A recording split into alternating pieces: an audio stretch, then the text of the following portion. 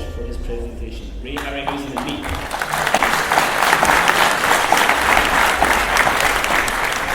Hello, and thank you all for coming. Now let's get this show started. This is brought to you by the Ray and Dinah Harryhausen Foundation. Now, Ray Harryhausen and me, I'm the me here on the right-hand side. Can you believe it? In 1989 I shot this, and it was released in 1990. I was a student at the London Film School. I was 18, and I look as if I'm auditioning for Depeche Mode. I'm glad you got that reference. So, a quick show of hands. Who here has heard of Ray Harryhausen? Well, that's fabulous. Now, we're not going to tell you what you already know, but we will have to run through some of it. Now, sadly, when Ray died in May 2013, this is what George Lucas said. There would likely have been no Star Wars without Ray Harryhausen. Ray Harryhausen's inspiration goes with us forever, Steven Spielberg. Without Ray Harryhausen's influence, Lord of the Rings would never have been made, not by me at least, says Peter Jackson. To me, he was the guy that not only inspired me, but inspired almost any animator, says Tim Burton. Phil Tippett, who we know as almost the inheritor of the Harryhausen crown, these wonderful animations for the George Lucas films. You know, I'm always saying to the guys that I work with on computer graphics, do it like Ray Harryhausen. And perhaps this is the funniest and the most poignant. What we do now digitally with computers, Ray did digitally long before, without computers.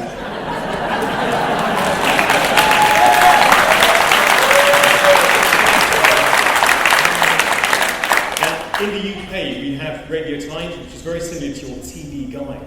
And in it, they ran a recent poll to ask, who is your favourite movie monster? And of course, all movie monsters were eligible, all movie creatures. And in the poll that involved nearly 1 million votes, this was the result. The alien came first. Very close behind were the skeletons from Jason the Argonauts.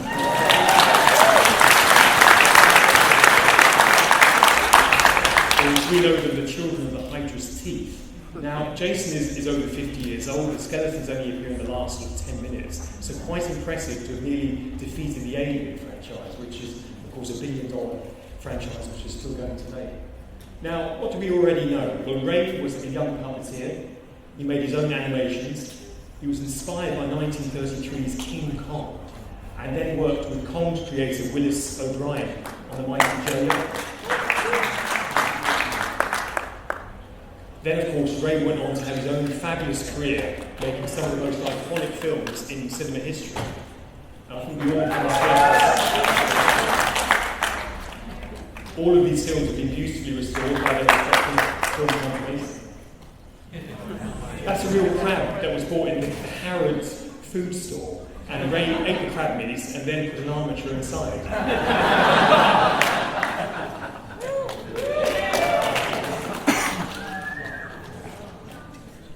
I mean, most of these images speak for themselves.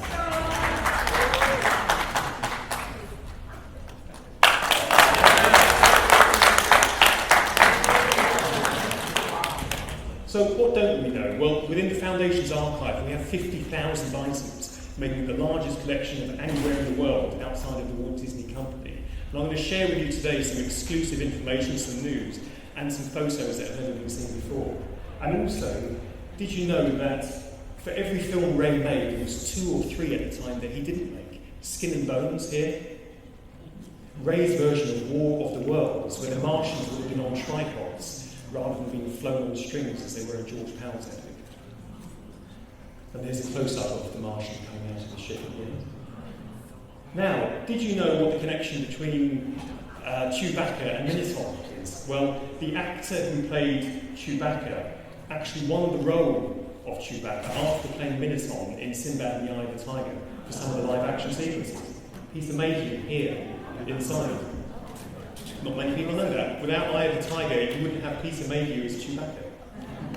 Now, this very famous and wonderful beauty is, of course, Joan Crawford. Now, she was the inspiration for one of Ray's most iconic creatures of all time. And right up until Ray left us, it was very much a secret within the Foundation because Ray was a real gentleman and didn't like the idea of insulting anyone's family or estate. But I think from the chuckles, I'm sure you can guess that she was the inspiration for producing. So where possible, Ray always tried to reflect the faces that perhaps were already in our psyche. Now, Ray was a technical innovator as well.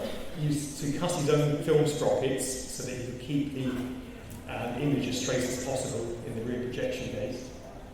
There's an example of a sprocket cutter. So he would get raw stock sometimes from film companies so he could cut his own sprockets. He developed new film stocks with Kodak. This is one that he developed with Sinbad and the Eye of the Tiger to give much more clear rear projections. He made the first feature film using stop-motion animation with the 7th voyage of Sinbad. He made the first anamorphic or Panavision stop-motion colour feature film with First Men in the Moon. This film's been restored now fully in 4K by Sony Pictures.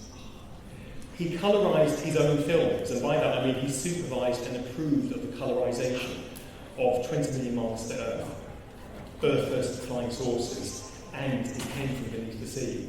But both versions still exist. We have the black and white one fully restored as well as the colour. Ray would have shot in colour had he had the opportunity. It wasn't an aesthetic choice to shoot in black and white. It was a technical choice because film stocks in colour weren't of sufficient quality that he could have shot these films in black and white. Now, interestingly, Christmas 1975, he gets a call from this man, Dino De Laurentiis. Dino is famous for making big Hollywood remakes. He was on course to make perhaps his biggest remake of all time, King Kong. Now, he contacted Ray Harryhausen, who was living in London at this point, and said to him, I won't do the accent, but he said to him, Ray, would you be involved in this film? And of course, Ray was thrilled and delighted and asked him what the budget was, and of course the budget was monstrous, as the film was. And he said, what's your schedule? We want to be in cinemas in 12 months. So of course it wasn't possible. So instead they opted for a man in a monkey suit. And interestingly, the man in the monkey suit was Rick Baker. They also built a 50-foot large animatronic Kong, which appears very briefly at the end of the film. But the film was a big success with critics and audiences at the time. Now, interestingly, here is young Rick Baker posing with some masks that he produced. When he was around this age, he wrote to Ray Harryhausen when he was a schoolboy, and Ray encouraged him. He'd sent a gift to Ray, which is now part of the permanent foundation collection. And this is life-size, so as big as my fat head. It's this size with the horn, and it's in perfect condition.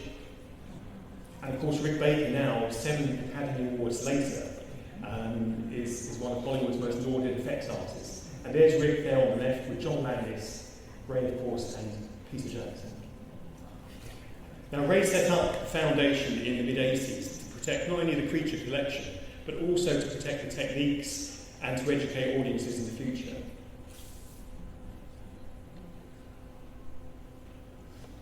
Ray didn't invent stop-motion animation, but he may as well have done. The techniques he used to interact live actors with creatures, wearing tweed suits while animating. And here's an example of a behind-the-scenes shot. The Jason Yarganov sequence was choreographed in much the same way that a dance sequence would be choreographed. And you can see here, in rehearsals, blocking out with the, if you like, the choreographed skeletons.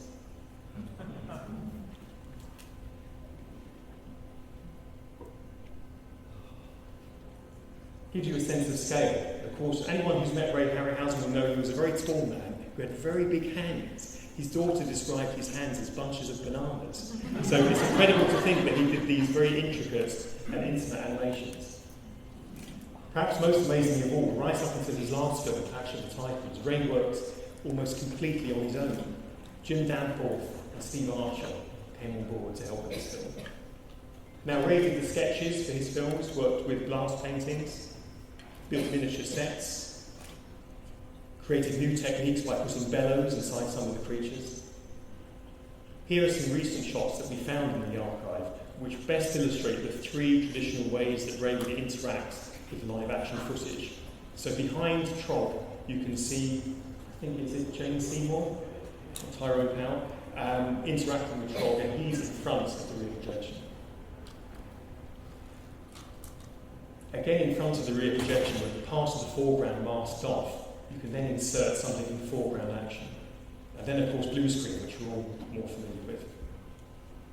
So within the Foundations collection, we have sketches, concept art, armatures, test footage from the unmade films, and bronzes. Ray is an accomplished sculptor. There's almost nothing Ray could do. And these were one-offs that he made, sometimes to show studios what the sequence could look like, and sometimes just for his own pleasure. And these are all in bronze, on marble pins. Now we have also the poster collection. We'll be speaking about that a bit later on because we have a new poster book.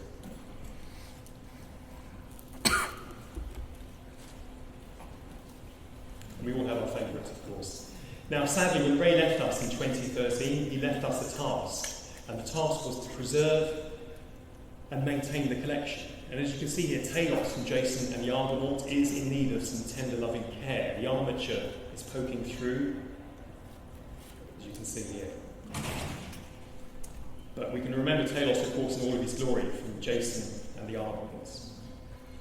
Someone else in need of care is Carly from Golden Voyage of Sinbad. You can see here in the fingers, in some of the most animated, intricate parts, some decay has taken place. Same with Guanji. Ray put wire in the lips of Guanji so that he could get a more intimate and reactive response, but of course that's meant some decay has happened. But in better news, the Grand Lunar from First Men on the Moon has been fully restored by Alan Friswell, who's our official conservator. Now, Alan is the only person who's ever worked with Ray Harryhausen on restorations, so now we have to try and preserve and restore Alan so that he stays with us as long as possible. Now, in June 2020, we'll be raised centenary, and we have lots of things planned. We have exhibitions, we have some full-size replicas of some of the creatures coming your way, and we also have some assets within the Foundation's archive. Surprisingly, Ray didn't record commentaries for most of his films. With the exception of a few of the black and white ones and Jason, commentaries haven't been recorded. And I asked him why this was, and he said, well, nobody asked me. And I was like, really? And he thought he didn't have anything to contribute and that he wouldn't remember. So we started on a programme of recording commentaries for all of his films from Clash of the Titans working backwards. And sometimes we had very special guests like John Landis would sit in with us and do some of the recordings.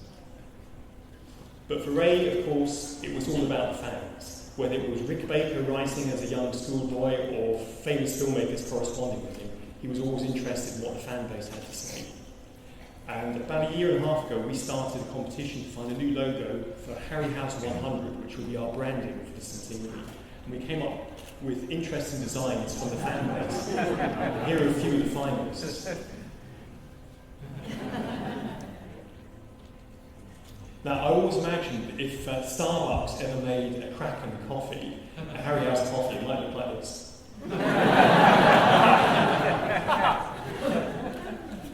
But it shows the talents and the ingenuity of Ray's fan base, that these are regular people who have jobs in other industries who've contributed to the Foundation's art. That's beautiful. That would be lovely as a tattoo. I want the trustees of the Foundation to get tattoos, but so far, very tedious. Put it on t-shirts for people. It would be fabulous. I'd probably do that. But this is the winning entry by Michael Farr, and I think it really captures, doesn't it?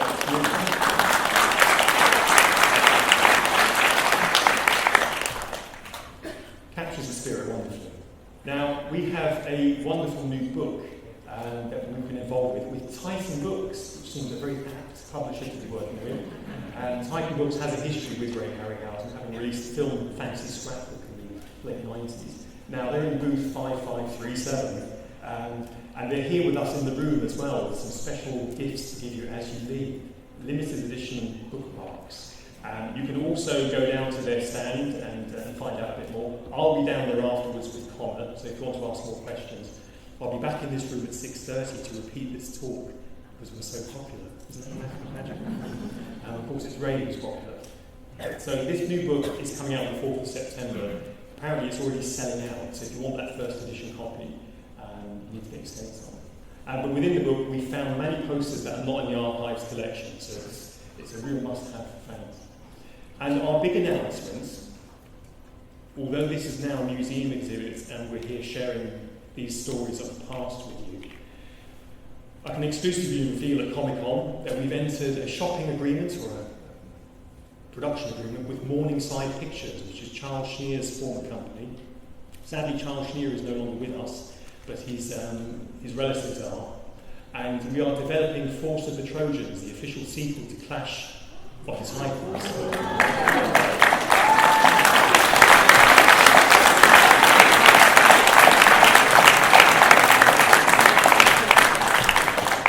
So this is one of many pieces of concept art for the film that we have. We have a finished screenplay by the same writer from Clash of the Titans.